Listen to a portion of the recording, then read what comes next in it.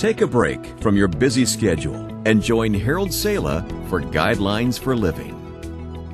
Whenever I go overseas on a missions trip, someone almost always says, "Hey, can't you find enough hurting people where you are without going to the trouble and expense of traveling?" Honestly, since terrorism raised its ugly head in the world, traveling doesn't get any easier. Being challenged because you left your nail clippers in your hand carry isn't always terribly exciting. Nor is jet lag, eating food which isn't what you prefer, and sleeping at times only God knows where. Frankly, closing the door on the needs of the world, saying, "We've got enough needs at home," without looking beyond our borders gets pretty enticing. Besides, doesn't that old aphorism, "Charity begins at home," appeal to my old nature?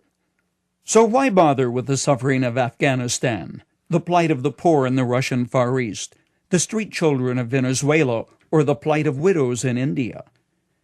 Honestly, confronting this topic isn't the kind of commentary you normally hear on Guidelines, but it's been on my mind, perhaps yours as well. So why bother? Do you remember the story of Jesus' encounter with a Samaritan woman at the well of Sychar?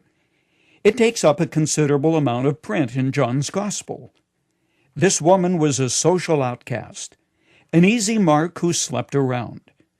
Furthermore, she was a half-breed, partly Jew, partly Gentile. And like it or not, she was a woman, which in the cultural context of Jesus' day meant she didn't count for much. Yet Jesus interacted with her, meeting her needs, accepting her as a person of value and worth. Furthermore, Jesus challenged his disciples to go into all the world. As he sent them out on short-term ministries, he instructed them to bring healing and help to the sick, the afflicted, the hurting, and the neglected, thereby giving us an example to follow today. When part of my physical body hurts, it all hurts. And when God's children are in pain, no matter where they are, it's my concern as well when I take seriously the reality that God's children are family. And family knows no race, no color, no nationality, and certainly no division. Paul made it clear that the poor of Jerusalem were to be fed and taken care of by all the churches he visited. He also made provision for the widows who were widows indeed, had no family to take care of them. Yes, I understand that there is the possibility that those in need become dependent upon the handout of their more affluent brothers, becoming lazy and ungrateful in the process. Yet accepting nationals as brothers and sisters, partners in the faith, as equals in the sight of God, means my gift is God's provision, an answer to their prayers, not a handout which makes them dependent upon me and subservient to the dictates of my will. Subsidizing and helping support a national who is struggling to be independent and self-sustaining is no substitute for responding to the command of Jesus, "Go into all the world and proclaim the good news."